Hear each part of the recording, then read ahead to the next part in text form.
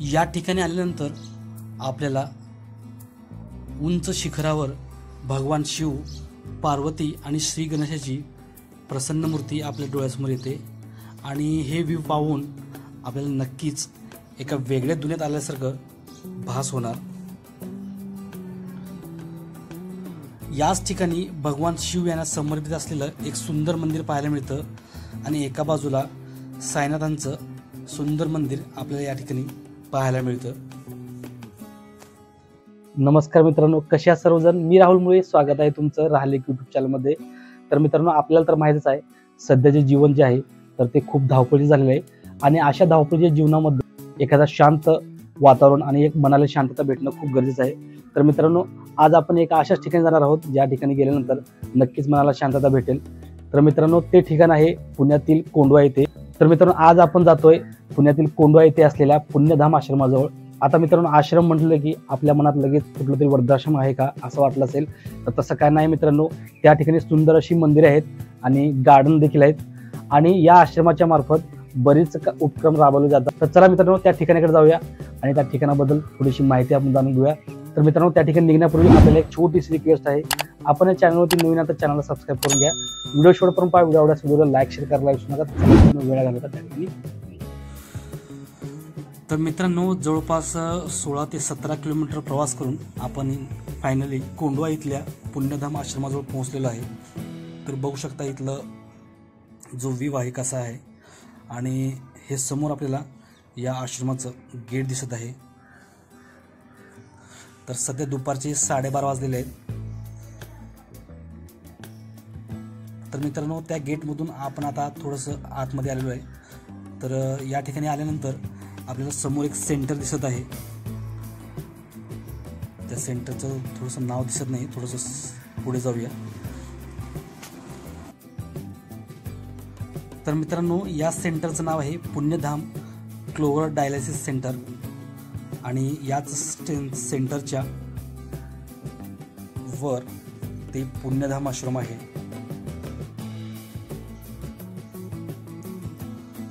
तर मित्रांनो, आता आपण या सेंटरच्या मध्ये आलेलो आहे। तर या ठिकाणी एक ॲम्ब्युलन्स देखील थांबलेली आहे आणि याच आश्रमाच्या परिसरामध्ये बरीच अशी ग्रीन कलरची आपल्याला बोर्ड दिसतात। तर या बोर्डवरती एक संदेश लिहून ठेवलेले आहेत।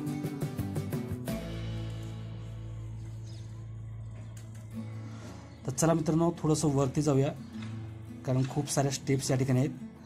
तर मित्रांनो, आता आपल्याला एक प्रश्न पडला असेल की बाबा आश्रम म्हणजे कुठला तरी एखादा वृद्धाश्रम आहे का किंवा एखादा अनाथ आश्रम आहे का? तर तसं काय नाही आहे, कारण हा जो आश्रम आहे हा खूप वेगळा आहे। या ठिकाणी सुंदर मंदिरे आणि गार्डन्स आहेत आणि या आश्रमाचा उद्देश देखील खूप वेगळा आहे। या आश्रमामार्फत बरीच उपक्रम राबवले जातात। तर मित्रांनो, थोडंसं वर आलेलो आहे आपण। तर समोर आपल्याला भगवान शिव यांना समर्पित असलेलं एक सुंदर मंदिर पाहायला मिळतं आणि एका बाजूला साईनाथांचं मंदिर आपल्याला पाहायला मिळतं। तर सुरुवातीला आपण साईनाथांच्या मंदिराचं दर्शन घेऊया। तर या मंदिरासमोर देखील आपल्याला बोर्ड दिसतात। तर या मंदिराची तुम्ही रचना बघू शकता आणि इथलं जे सध्याचं जे वातावरण आहे खूप शांत आहे आणि याच मंदिराच्या उजव्या बाजूला हा हॉल आपल्याला दिसतो। अतिशय प्रसन्न असं इथलं हे वातावरण आहे। तर चला मग साईनाथांचं दर्शन घ्यायला जाऊया मध्ये।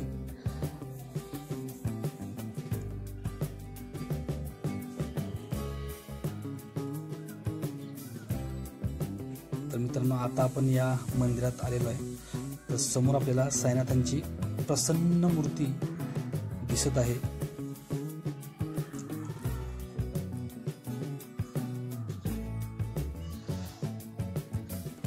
आणि या आश्रमाची स्थापना 2004 साली झाली होती आणि खूपच सुंदर हे बनवण्यात आलेलं आहे। तुम्ही बघू शकता रचना कशा प्रकारे केली आहे।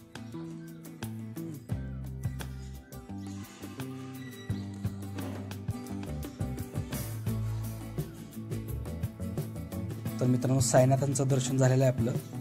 आता आपण बाहेर आलेलो आहे आणि याच मंदिराच्या उजव्या बाजूला हा हॉल आपल्याला दिसतो आणि ह्या हॉलच्याच मागे गोशाळा आहे.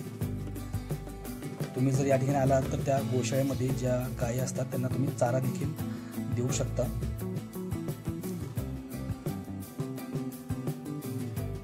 तर चला मित्रांनो, आता आपण जाऊया भगवान शिव यांना समर्पित असलेल्या त्या सुंदर मंदिराकडे. तर समोर आपल्याला हे मंदिर दिसत आहे.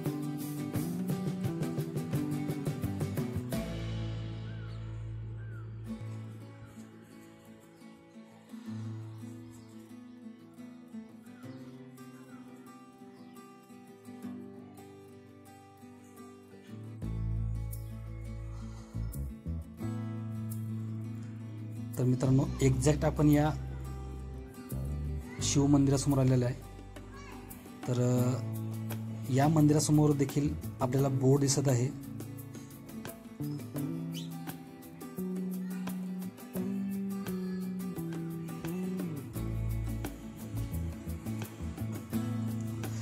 या ठिकाणी बिगर हुंडा मोफत सामुदायिक विवाह सोहळा देखील संपन्न केला जातो.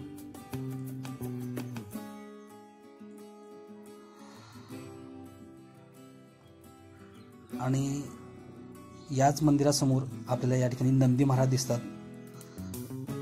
तर यांचं आपण दर्शन घेतलं.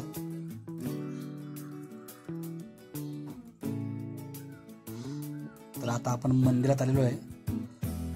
तर बघू शकता तुम्ही गाभाऱ्यामध्ये आपल्याला प्रसन्न शिवलिंग दिसत आहे आणि याच गाभाऱ्याच्या बाहेर श्री गणेशाची मूर्ती आणि बजरंगबली हनुमानाची मूर्ती देखील आपल्याला दिसते.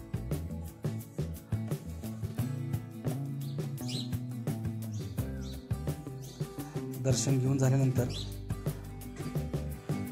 या ठिकाणी लघु प्रसाद आम्ही घेतला.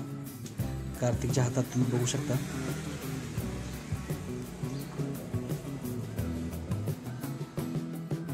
तर मित्रांनो दर्शन घेऊन आम्ही मंदिराच्या बाहेर पडलो. तर इथलं याच मंदिरासमोरचं दृश्य तुम्ही बघू शकता. खूप सुंदर बिल्डिंग्स आपल्याला दिसतात. काय सुंदर व्ह्यू आहे. आपल्याकडे साधा अँड्रॉइड फोन आहे त्याच्यामुळे शक्य तितका आपण व्ह्यू घेण्याचा प्रयत्न करत आहोत. तर मित्रांनो आता आपण फायनली या शिखरावर असलेल्या भगवान शिव, पार्वती आणि श्री गणेशाच्या या मूर्त्यांसमोर पोहोचलेलो आहे. तर बघू शकता तुम्ही किती सुंदर असं हे शिखर बनवण्यात आलेलं आहे. आणि खाली आपल्याला एक शिवलिंग दिसते. कार्तिकी पोचसाठी रेडी आहे.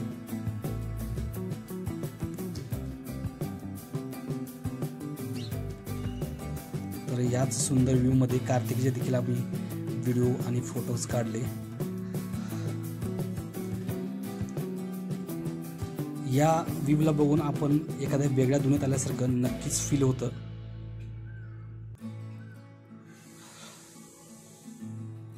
या ठिकाणी देखील भगवान शंकराची एक मूर्ती आपल्याला दिसते.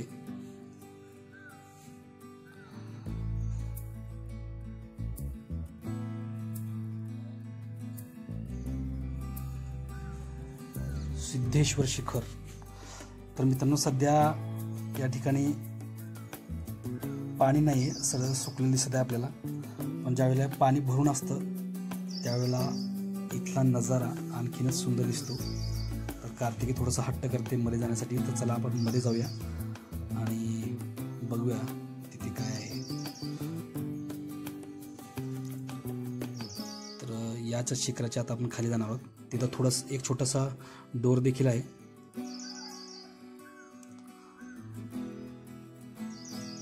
तर फायनली आपण या शिखराच्या बरोबर खाली आलेलो आहेत.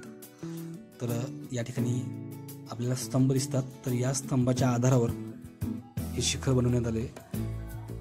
तर ॲक्च्युली हे कृत्रिम आहे. पण बघताना असं वाटतं अगदी खरोखर असे शिखर आहे. अतिशय सुंदर अशी रचना याची केलेली आहे.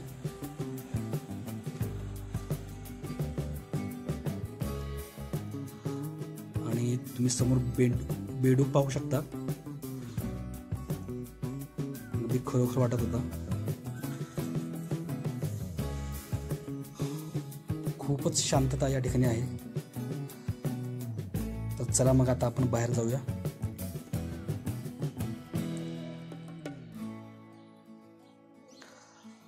तर मित्रांनो, आता आपण बाहेर आलेलो आहे. तर या ठिकाणाहून देखील आपण व्ह्यू बघूया कसा दिसतो. या ठिकाणी कासव देखील आपल्याला दिसतो. कृत्रिम आहे तो पण. आणि अतिशय मन प्रसन्न करणारा असा हा व्ह्यू आपल्याला या ठिकाणी दिसतो. हे शिवलिंग देखील तुम्ही बघू शकता. ही आहे आमची फॅमिली. तर मित्रांनो, या ठिकाणी जर तुम्हाला यायचं असेल तर हे ठिकाण हडपसरपासून 8 ते 9 किलोमीटरच्या अंतरावरती आहे. आणि सर्वात महत्त्वाचं, हे ठिकाण फ्री ऑफ कॉस्ट आहे. तर मित्रांनो, आम्ही या ठिकाणी दुपारी 12:30 वाजता पोहोचलो होतो. आम्हाला माहीत नव्हतं की दुपारी 1 वाजता हे बंद होणार आहे. त्यामुळं आपली जी गोशाळा आपण पाहणार होतो ती आपल्याला पाहता आली नाही. तर मित्रांनो, याचं टायमिंग आहे दुपारी 1 वाजता हे बंद होतं. त्याच्यानंतर परत संध्याकाळी 4 वाजता हे ओपन होतं आणि 6 वाजेपर्यंत चालू राहतं. परत 6 वाजता ते बंद होतं. तर असं याचं टायमिंग आहे. तर नक्कीच या ठिकाणी येऊ शकता. तर मित्रांनो, एकंदरीत हा व्हिडिओ तुम्हाला कसा वाटला कमेंटमध्ये मला नक्की सांगा. आणि सर्वात महत्त्वाचं म्हणजे या संदर्भातील व्हिडिओ पाहण्यासाठी राहिले एक यूट्यूब चॅनल सबस्क्राईब करायला विसरू नका. तर चला मित्रांनो, व्हिडिओला या ठिकाणी थांबूया. तर भेटूया पुन्हा एकदा एका अशाच नवीन व्हिडिओमध्ये. तोपर्यंत काळजी घ्या. धन्यवाद.